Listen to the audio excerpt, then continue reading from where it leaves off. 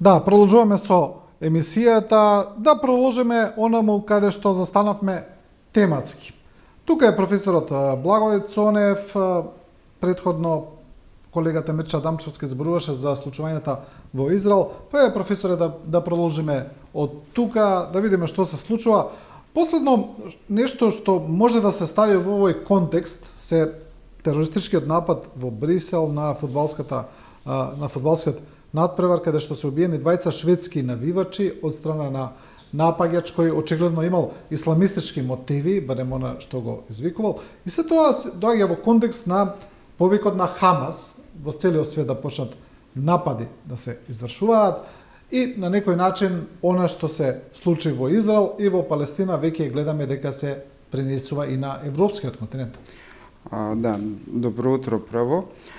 Значи, нападот во Брисел беше нешто што е тотално неочекувано и никој не очекуваше дека некој ќе се отповика на барањата на Хамас за вклучување на целиот исламски свет во војна против Израел, бидејќи самиот Израел и неговата секуларност, секуларно општество се гледа како нешто кое што е натрапник во делот во Блискиот Исток.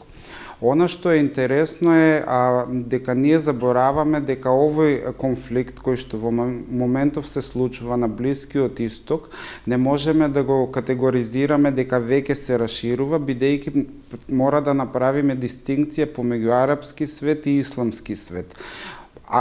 Хамас повика за дејствување на исламистите од целиот свет, односно она пежоративно нарекување на луѓето кои практикуваат радикален ислам. Се разбира, имаме и луѓе кои што практикуваат радикално христијанство, но овде станува збор за нешто сосем друго.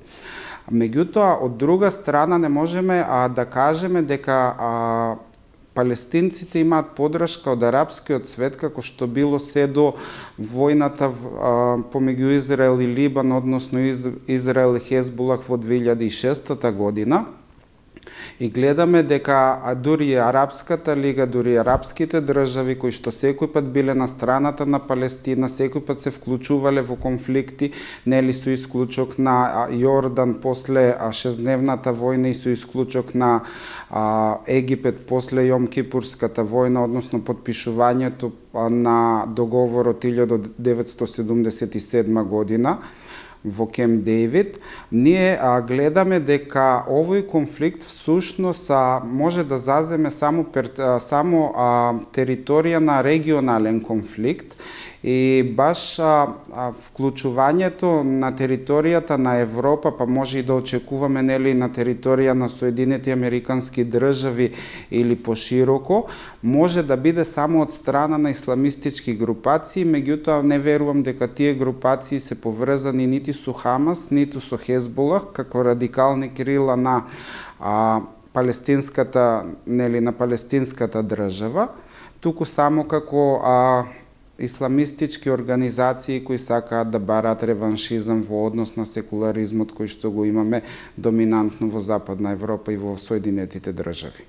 Да, но еве кога сме кај Европа и пораките кои доаѓаат во однос на Израел се исто така да речеме не се единствени пораки. Например, председателката на Европската комисија Урсула фон дер Лајен искажа недвосмислена поддршка за Израел, како што кажа дека таа има безрезервната поддршка на Европската унија, но еврокомисарот Борел пак со друга порака. Тој вели дека не е баш така, дека Урсула фон дер Лајен не зборува во името на Европската унија, што е прилично чудно, и вели дека Израел сепак нема поддршка од Европската унија да прави геноцид во појасот Газа.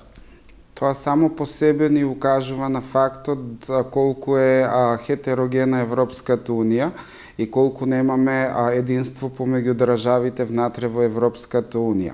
Односно ни укажува на тоа дека Европската унија во 2023 година не може да завземе став заеднички прво, а втората работа е дека председателката на Европската комисија, господјата фон дер Лајен, нема контрола врз собствените комесари. Значи нешто кое што ние го имаме во моментов на македонската политичка сцена, нели, кога имаме председател на влада кој што нема контрола врз собствените министри, може да го видиме и дека истото се случува во Брисел, односно дека председателката на Европската комисија нема контрола над незините 27 комесари, односно дека имаме хетерогеност, нееднаквост таа нееднаквост особено се застапува заради различните интереси на државите членки во Европската унија. И мора да напомнеме дека ова е прв пат во историјата Европската комисија да нема заеднички став во однос на било какво прашање кое што се однесува за заедничката надворешна и безбедносна политика на Европската унија. Бидејќи Европската унија претходно секој пат имала заеднички изграден став. Ние прв пат во историјата на една комисија, значи тоа не се случило дури ни со ниту една претходна комисија, и ни кажува за самата хетерогеност и ни кажува дека самата комисија е во длабока политичка криза. Може би и предизвиците кои доаѓаат за Европската унија го создаваат тој променлив став или немање на единствен став. Па така, еве да речеме, председател на Советот на Европската унија Шарл Мишел вели дека овој конфликт има многу последици, вклучително и за нас во Европската унија. Конфликтот може да има големи безбедносни последици за нашите општества. Вели Мишел, да речеме, извршниот директор на JP Morgan, Джейми Даймонд, рече дека светот може би се соочува со најопасното време во последните децении. Знаеме дека во сите европски градови се одржаа демонстрации претежно против Израел, некаде имаше и поддршка за Израел, таму имаше и судири насилни со полицијата. Дали за ова зборува Мишел кога зборува за безбедносни предизвици во Европската унија? Председателот на Европскиот совет Шарл Мишел претежно зборува во односот за неповторување на енергетската криза од 70-тите години на минатиот век, која што беше резултат на Јом-Кипурската војна од 1973 или Октомвриската војна, кога исто така на најсветиот ден, нели, во јудаизмот, денот на покајанието, заеднички договорено Египет, Сирија и Либан, ако не се лажам, изведоа воен напад над Израел. После тоа, значи, со поддршка на американците и со поддршка на европските држави, премиерката Голда Меир успеа да стигне, нели, да го завземе Синајскиот полуостров, да го завземе Суетскиот канал и тогаш се случи она енергетска криза со енергенси. И бидејќи знаеме дека Европа е единствениот регион во светот кој што нема нафта, нема енергенси, предпоставувам, Блискиот исток е многу географски многу приврзан со Европа, ако сакаме можеме да кажеме и дека делиме заедничка историја благодарение на османлиското присуство и како на Балканот, односно и до Будимпешта, и така и османлиското присуство на територијата на Блискиот исток. Најверојатно Шарл Мишел мисли на тоа дека немањето на енергенси ќе ја втурне Европа во нова криза, бидејќи војната во Украина ја втурна Европската унија во криза, да не забораваме, не ги втурна Соединетите Американски држави, не ја втурна Кина во криза, ја втурна Европската унија во една голема криза од која што се уште не може да се опорави, и поради таа криза ние се уште имаме хетероген став на политичките фактори во унијата. Едната работа. Втората работа, Блискиот исток е подрачје кое што Европската унија, гледано колонијалистички, секој пат го земала за свое предворје и секој пат ќе биде за цел да биде мирно на таа територија.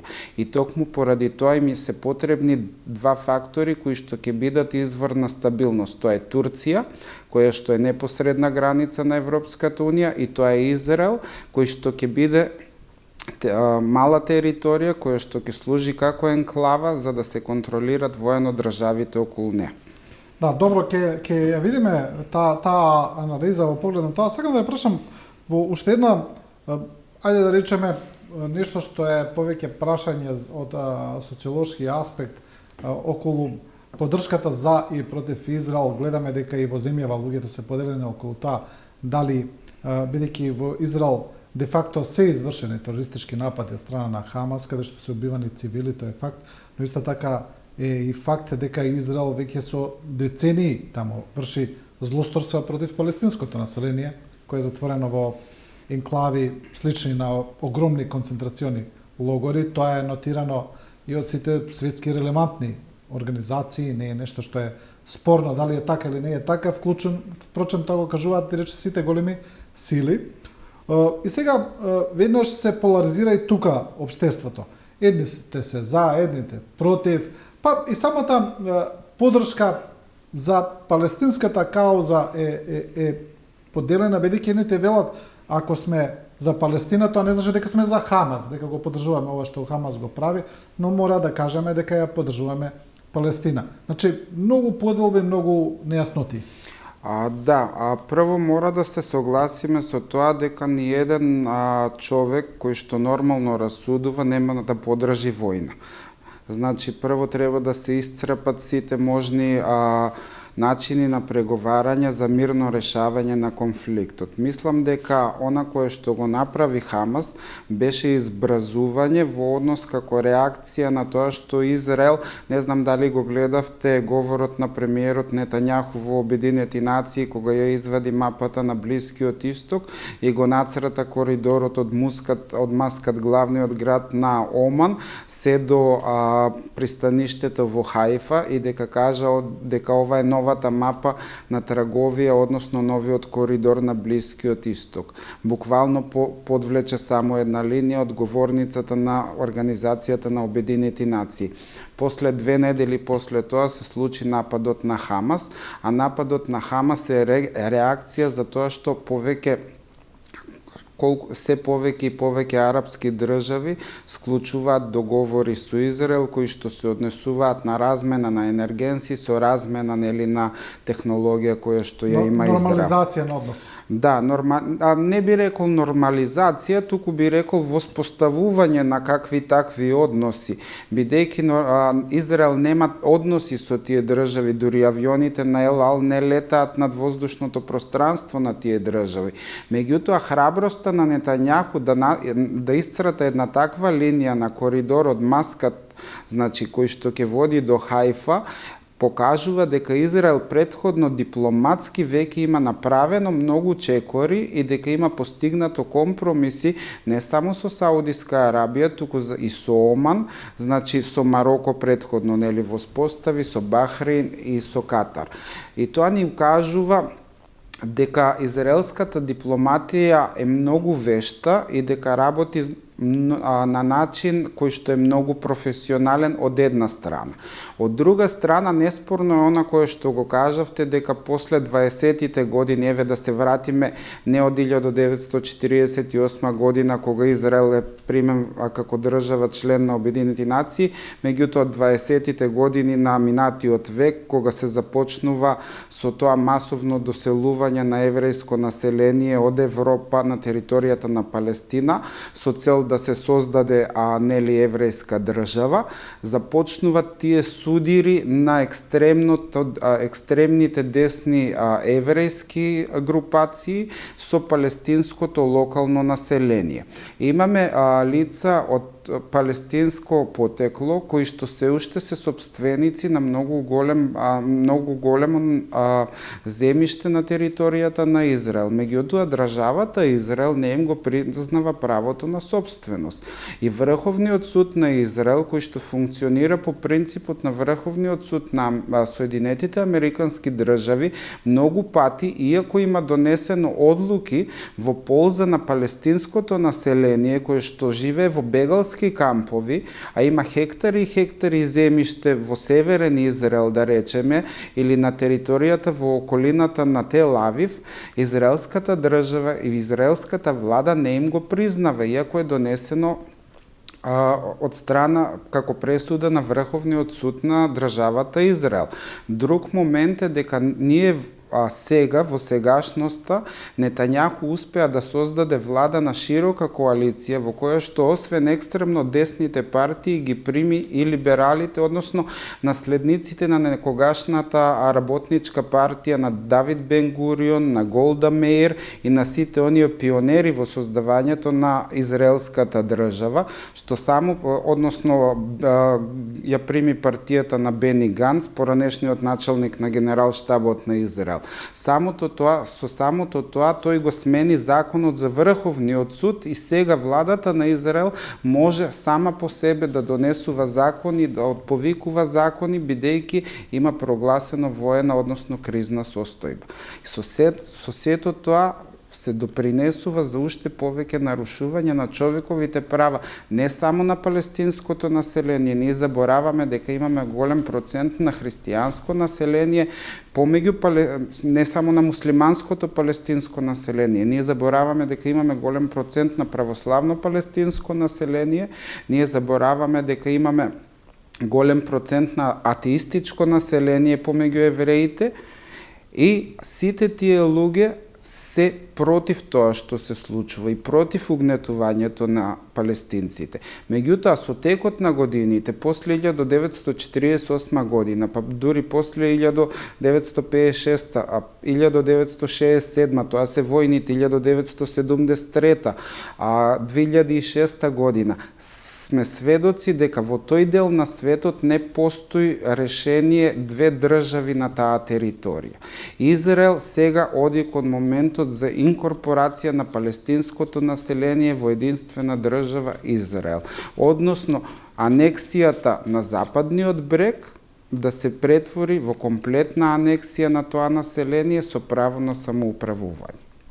Добро, дали тогаш доколку нема одржливо политичко решение, јасно е дека насилствата се повторуваат во циклус. И самиот кажавте, војните, понатаму палестинската интифада, па повторното востание, па војната на Израел со Хезболах, значи се повторуваат тие, очигледно е дека без одржливо решение не може таму да се постигне мир.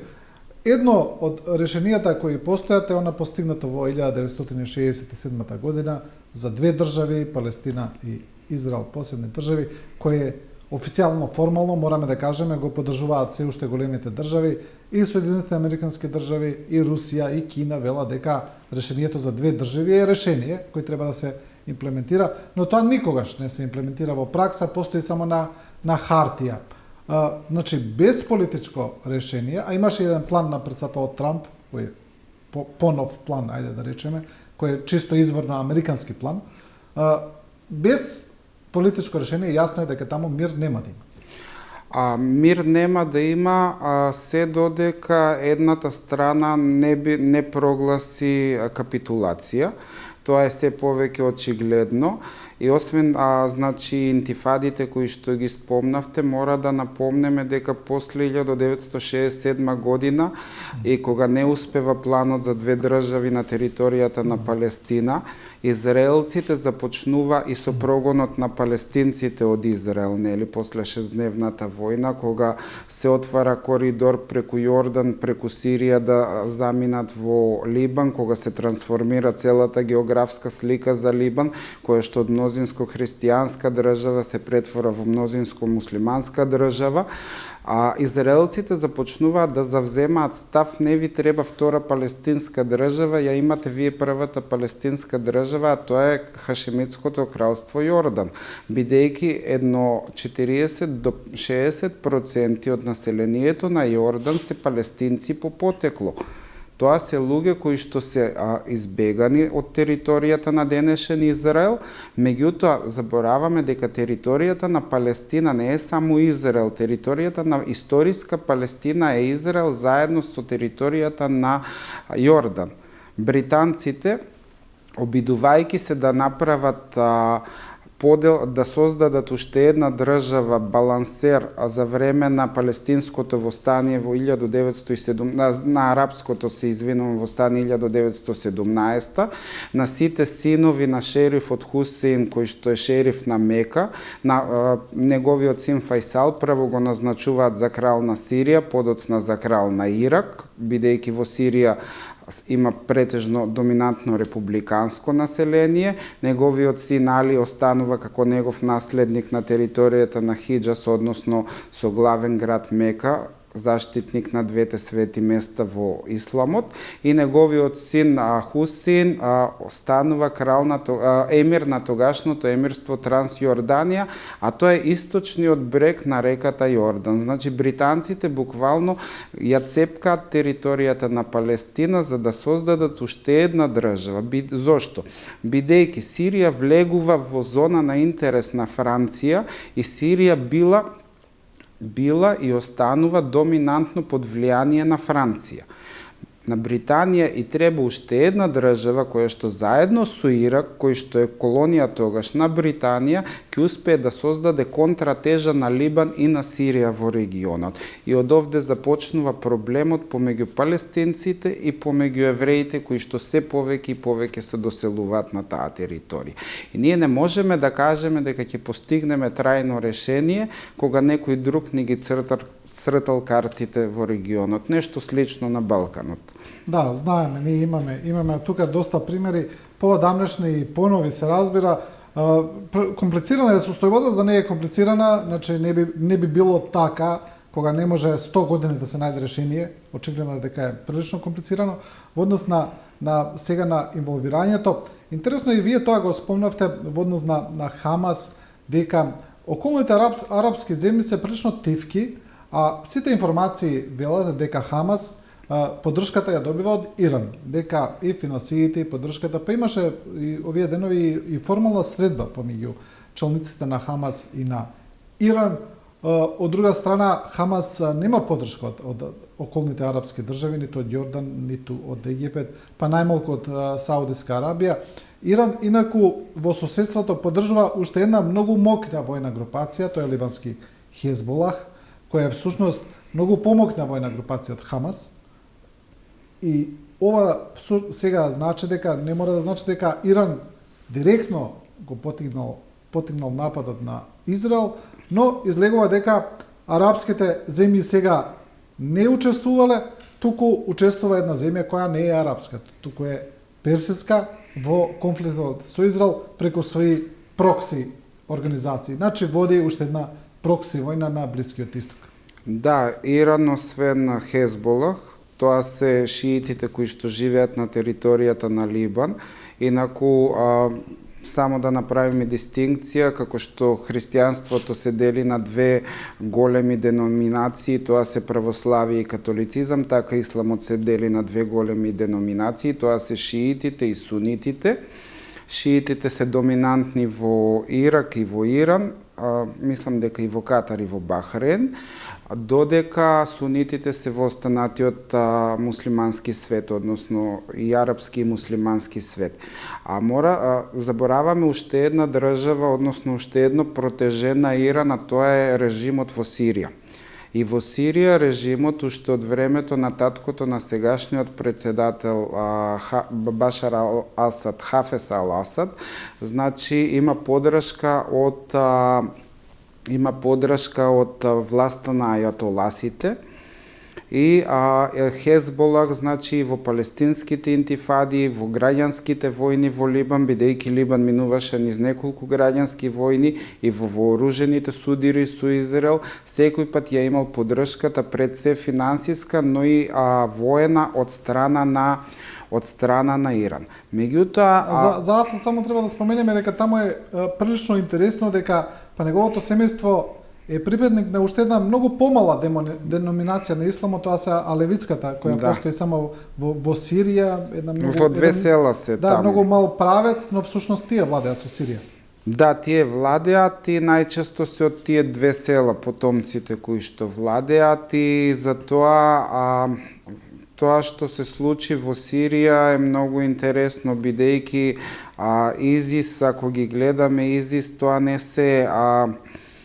не се луѓе кои што се од сириските воени ешалони, односно високи воени ешалони, тоа се луѓе кои што дојдоа од ирачките воени ешалони, повисоки од полковници, и кои што започнаа борба на територијата на Сирија, која што е доминантно сунитска и има доста висок процент, мислам висок процент, се смета неофицијално помеѓу 10 и 13% на христијанско население за превземање на власта од страна на сунитите, како што било од периодот пред Хафез ал-Асад. Она кое што е интересно е дека Иран беше изненаден од она што се случи за време на нападот на кибуцот. Иранците сега молчат, бидејќи во моментот мислам дека има три сили кои што молчат во моментот. Две се светски сили, тоа се Русија и Кина. И третата е регионална сила, тоа е Иран. Турција веќе, значи, како противтежа на Иран во однос на тие религиозни формации, јавно завзема страна на палестинците.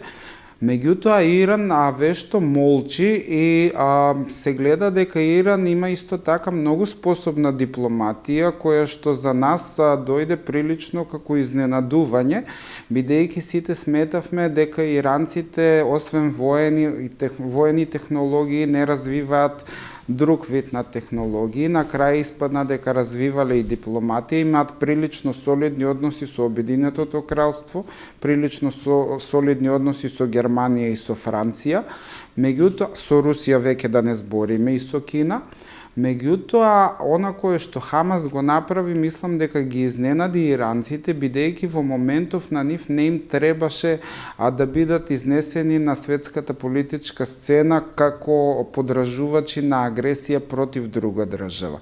Бидејќи ако Иран официјално завземе на страна на палестинците, што не би не изненадило, автоматски ќе продолжи нападот од Либан, нели? Сега во последните неколку денови имаме и напади од северната страна на Израел. Да. На тој начин ќе се отвори нов фронт, ќе мораат Соединетите Американски држави да се вмешаат. Предпоставам дека ќе се вмеша и Турција. Европската унија ќе остане збунета во целата ситуација, бидејќи нема да очекува ништо. И тоа би им одело од полза многу на русите, бидејќи на тој начин многу брзо ќе се заврши со конфликтот во Украина. Териториите кои што од таа Новоросија, кои што руското раководство начело со Путин планираше да ги превземе, ќе успее да ги анектира, но овој пат со благослов на Советот за безбедност на Обединети нации и со помош на Генералното собрание на Обединети нации, односно целата светска јавност според меѓународно правни стандарди во меѓународни односи ќе ги признае како дел на Русија, ќе се затвори Украинскиот фронт и ќе се работи многу побрзо на тоа да се затвори фронтот на Блискиот исток. Меѓутоа, фронтот на Блискиот исток може во моментов и понатаму може со која и тежина да го кажуваме, бидејќи палестинците се угнетувани нели повеќе од еден век, како што кажавме, не може веќе понатаму да се затвори по решение на две држави на територијата на Палестина, западно од реката Јордан. Може да се реши само како интегрирање на палестинците како малцинство во израелската држава. Да, во однос на регионалниот конфликт, Соединетите Американски држави испратија две борбени групи со носачи на авиони во Средоземното море. Тие треба да им порачаат на сите околни земји да не се мешаат во конфликтот, а американците отворено кажаа дека доколку некој се вмеша, дека ќе интервенираат, дека тие се тука да го заштитат Израел. Иако последните изјави на претседателот Бајден сепак му порачуваат на Израел да не оди во една копнена операција во Газа или на окупација на Газа, како што вели.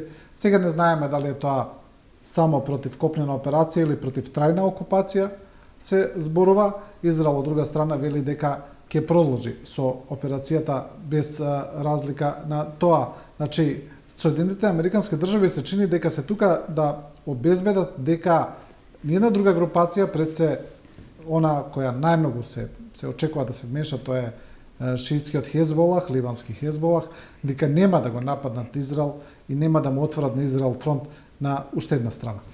Да, најверојатно тоа е договорена тајна дипломатија помеѓу Иран и помеѓу Соединетите држави. Бидејќи да не заборавиме дека Соединетите Американски држави имаат своја канцеларија за интерес во Техеран, во која што се наоѓа во седиштето на швајцарската амбасада, исто како што има своја канцеларија за интерес во Куба пред да ги возобноват дипломатските односи со Куба. Мислам дека има и канцеларија за интерес на Иран во Вашингтон, меѓутоа не се сеќавам во која амбасада беше точно сместена. И тоа е многу моќна порака за да нема вмешување, бидејќи САД знаат дека доколку ескалира конфликтот од типот на ескалацијата која што ја имаше 73-та година, значи, ќе имаме многу крвопролевања и ќе имаме повторно обединување на арапскиот свет против Израел, ќе се отворат нови фронтови за Израел и не е моментот само копнено да не ја напаѓаат Газа. Треба веќе да се воспостави хуманитарен коридор според сите меѓународно правно стандарди кон Газа, бидејќи началникот кој што генерал мајорот кој што ја предводи офанзивата на Газа кажа дека премиерот Нетањаху кажа пред една недела дека ќе ги затвори сите хуманитарни коридори за достава на вода, на енергенси, на лекови и на се друго кое што е потребно за да се функционира во услови на војна. Од друга страна, Газа е блокирана поморски и после договорот помеѓу Ануар Садат и Менахем Бегим во Кемп Дејвид, Газа е блокирана од страна на Египет. И тоа е многу интересно, бидејќи и Египет не се солидаризира со нивните арапски, да речеме, браќа кои што живеат на територијата на Газа. Да, не ги пушта ни на територија на Египет. Да, не ги пушта и имаме друг момент, Сирија молчи. Да. Добро, сега Сирија е прашање во состојба во која се наоѓа каде што 1/3 од земјата се уште им е окупирана, имаат активни борби, не толку активни како во минатото, но сепак постојат и има сила сега да интервенира, иако некои зборуваат за тоа. Во однос, сакам да ја прашам, во однос на тие регионално светски случувања, има уште еден правец кој се спомнува, тоа е дека и вие го спомнавте сега тоа, дека оваа ситуација одговара и на Русија во однос на украинската војна, бидејќи се трга концентрацијата на западот од војната во Украина, од помошта за Украина. Знаеме дека во Соединетите Американски држави е блокиран буџетот, се уште таму нема договор, значи за било каков буџет, не само за помош за Украина, така е блокирана и таа помош, па Русија веројатно се надева дека сега уште повеќе ќе се деконцентрира западната поддршка за Украина. Од друга страна, вчера баш беше прашан за тоа претседателот Бајден, дали може Америка да помага на два фронта или да води војна на два фронта.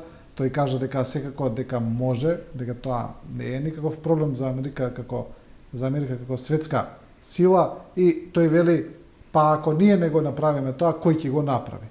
Токму тоа беше одговорот на Бајден. Но верувате ли вие навистина во тоа? Дали навистина ќе може Соединетите Американски држави, доколку сакаат, се разбира, да продолжат со иста поддршка за Украина и истовремено со поддршка и за Израел? Можат, меѓутоа во моментов САД се на 3 фронта, не се на 2 фронта. Во процес се на отварање на нови војни бази на територијата на Австралија за да го стабилизираат своето присуство во Тихиот океан и да и парираат на Кина во однос на кинеските интереси во Јужното Кинеско море. Иницијативата AUKUS, или? Да, и сега на кои 2 фронта се мисли, бидејќи од 3 фронта еден треба да отфрлиме. Не верувам дека тој во Тихиот океан ќе биде затворен фронт, бидејќи тоа е од стратешки интерес на американците. Блискиот исток е секој пат од стратешки интерес, бидејќи Блискиот исток заедно со Источна Европа, нели според теоријата за геополитиката, овозможува мир на целото тоа евроазиско и афричко копно. Меѓутоа, Украина мислам дека ќе биде предадена се со цел да се воспостави општо добро за сите во меѓународната политика. Односно, ако во моментот се продолжи со војување на територијата на Украина, тоа ќе биде до бесконечност, една работа. Втора работа, доколку на Русија не се возможи остварување на нејзините стратешки барања и нејзините стратешки интереси во моментот, а тоа е комплетна територија на северното и на источното Црноморје, да ги контролира притоците на природни енергенси до Европа и на тој начин да има поблиски економски односи со Европа, Русија, американците после 5 или 10 години ќе ја потклекнат на ниво на регионална сила, што не им одговара. Бидејќи во моментов имаме ние 3 големи светски сили. Тоа се Руската Федерација, Народна република Кина и Соединетите Американски држави. Балансот на силите, односно на тежеста, се одржува помеѓу тие 3 големи држави. Доколку се потчинат русите, светот ќе го вратиме во меѓународните односи во состојбата помеѓу двете светски војни, односно само после 15 до 20 години ние ќе имаме нова војна на територијата на Источна Европа, која што ќе може да ескалира и на територијата на Кавказот или на територијата на Средна Европа. За таа цел, мислам дека тие 2 фронта ќе бидат Тихиот океан и ќе бидат Блискиот исток. Бидејќи во Источна Европа станува збор за 2 народи кои што меѓусебно се разбираат, кои што се од иста религиска и од иста религиска припадност и од иста расна припадност. Станува збор за словенски народи. Овде на Блискиот исток станува збор за семитски народи, бидејќи арапите и евреите се семити. Меѓутоа станува збор за различни религиозни групи и станува збор за групи кои што имаат различни сфери на интерес во општественото живење. И затоа за сад ќе биде многу полесно да го затвори источниот фронт со Украина, Русија да остане голема држава, односно многу е битно за да се постигне еквилибриум во моментот во меѓународните односи, Русија да не биде подчинета. Бидејќи ако ние се доведеме до подчинета Русија, се доведуваме до ситуацијата на подчинета Германија во 20-тите и во 30-тите години на минатиот век, со што си отвараме ескалација на нов проблем после 20 години. Од друга страна, Јужниот Пацифик е многу битен за одржување на балансот во светот во тој регион, а ние забораваме дека веќе со растењето на Кина како суперсветска сила, ние имаме создавање веќе на дисбаланс во тој регион, бидејќи Кина се парираше и воено и економски со Јапонија, сега веќе Јапонија не може да и парира на Кина. Со Јапонија и со Јужна Кореја заедно, се извинувам, Виетнам заедно со Тајланд и со останатите имавме некаква рамнотежа. Во моментов ние немаме рамнотежа и сад мораат да и дозволат и на Кина присуство и во Јужниот Пацифик, меѓутоа мораат да и дозволат да се шири и понатаму. Токму денес, ако не се лажам, имаме подпишување на договор за слободна трговија помеѓу Кина и помеѓу Србија во Пекинг, што е единствена држава, значи од регионот испаѓа Србија, која што подпишува таков еден вид на договор. Да, тоа може да значи влез за кинеските производи на европскиот пазар, на мала врата, да речеме. Не знаеме како ќе функционира тоа. Сакам да ја прашам уште нешто во однос на Украина, тогаш тоа значи дека тој конфликт од прилика ќе биде замрзнат како што е вака, тоест линиите на разграничување, бидејќи гледаме дека ниту Украина, ниту Русија немаат некои сили да го поместат фронтот многу напред назад, тоа е последната година е онаа класична војна на исцрпување, attrition warfare, значи таму не се помрднува фронтот и очигледно е дека тоа би било некакво решение. Но кај што се сега тука да се направат некакви граници, тоа ќе биде тоа. Со еден мал исклучок би рекол, бидејќи амбицијата на Руската Федерација е комплетно заокружување на украинското црноморско крајбрежје. А тоа не може да се постигне без завземање на Одеса како големо пристаниште и голем центар. И мораме да кажеме дека Одеса како Одеса секој пат била центар нели и на руската и на словенската книжевност. И мислам дека доколку западните сили сакаат да постигнат трајно решение со Русија, ќе мора да го вклучат целото украинско Црноморје во тој договор, односно да го признаат дека е анектиран од страна на Руската Федерација. Да, но Руската Федерација нема капацитети очигледно да го постигне тоа со војни средства. Со војни средства така прашање не, да. Зошто би попуштиле тогаш кога не може да го направат? Тоа едноставно тоа е тоа. За да го затворат конфликтот едноставно, за да се направи нов баланс и за Русија повторно да излезе на меѓународната сцена како суперсила и на тој начин да успее преку контролата на енергенсите кои што ги има да им парира на економијата и на извозот економски кои што го има Кина и на финансиите кои што ги имаат Соединетите Американски држави заедно со Европската унија. Да, некако останавме на анализа на овие меѓународни случувања и мислам дека ќе останеме тука до крајот, бидејќи е прилично интересно, некако природно, еве вака, без некој план, ја исцртавме целата слика и целата исповрзаност и кога сме тука веќе кај Кина и кај Индија, кај Русија, интересен е ставот на Соединетите Американски држави во однос на Индија, каде што тие најавија на огромно приближување во однос на Индија и ја вклучуваат и Индија во таа нивна, да речеме, еве, воена соработка која се нарекува АУКУС или Пацифичко НАТО, каде што е вклучена и Австралија, Јапонија и сето тоа нормално дека е насочено против Кина, но најавија и огромни инвестиции во Индија, американците, сето тоа во однос на регионалниот ривалитет помеѓу Индија и Кина, се разбира, и дека сега американците играат на таа карта. Да, и започнуваат големите американски компании своето производство да го префрлаат од Кина во Индија. Тоа започна со Apple и продолжува со Amazon и со некои други огромни конгломерати.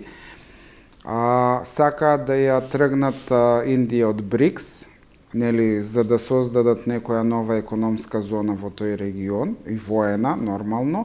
Меѓутоа, овде им зададе удар во грбот многу Канада, бидејќи Канада ја обвини Индија за тероризам, односно за спонзорирање на убиство на канадски функционер кој што е од сектата на сиките од Индија, кои што од секој пат па биле малтретирани, односно угнетувани од страна на хиндусите, кои што се доминантно население во Индија. Индија е пак многу интересна, бидејќи Индија, кога ќе ја земеме и да ја гледаме на картата, едно 80% од населението на Индија живее во северниот дел на Индија. Целиот индиски подконтинент живеат само 20% од индиското население и е интересна за инвестиции, бидејќи само на тој начин ќе успеат со кревање на индискиот стандард ќе успеат да ја привлечат Индија понатаму. Меѓутоа, она кое што е уште поинтересно е, мислам дека Индија ќе продолжи да се движи по патот кој што го има уште Нехру зацртано, а тоа е патот на невразаните. Мислам дека индијците нема да влезат во романтична врска со американците и ќе продолжат сами да настапуваат на таа сцена. Тие нормално и парираат на Кина, Кина ќе и парира секој пат, бидејќи тоа се две огромни држави кои што имаат преку над милиарда население. Меѓутоа, не очекувам дека Индија ќе се вмеша на глобалната геополитичка сцена во наредните 15 до 20 години, како што не очекувам Бразил, која што е една огромна држава, да се вмеша во таа глобална политичка сцена во истиот тој период. И затоа мислам дека во наредниот период од 20 до 30 години, исклучиво меѓународната доминантните фактори во меѓународните односи односи ќе се занимаваат со Балканот и со Блискиот Исток, бидејќи кога ќе се решат прашањата на Балканот и на Блискиот Исток, ние ќе успееме да постигнеме еквилибриум, односно баланс на меѓународните односи и на силите во целиот свет. Значи, ова што го кажавте за Индија, излегува дека значи, Тито, Насар и Нехру биле најголеми визионери. Па во суштина да, бидејќи освен Индија имаме уште една огромна држава која што има, тоа е најголемата муслиманска држава во светот, Индонезија, која што е економски супер силна, меѓутоа и таа води политика на неврзаност. Значи, таа не влегува во никакви воени сојузи, во никакви воени комбинации. Води само едноставно економска дипломатија и си парира со Малезија, која што исто така е воено неутрална, иако е склона и поранешна колонија на британците, меѓутоа имаат многу нафта и можат да си дозволат да водат неутрална политика. Да. Добро, професоре Цонев, ви благодарам за оваа одлична анализа. Ви благодарам и на вас. И со ова го завршуваме ова Студио 10, почитувани гледачи. Ви благодариме и на вас за вниманието и довербата. Останете со програмата на Телевизија 24 набрзо ќе ги видите вестите.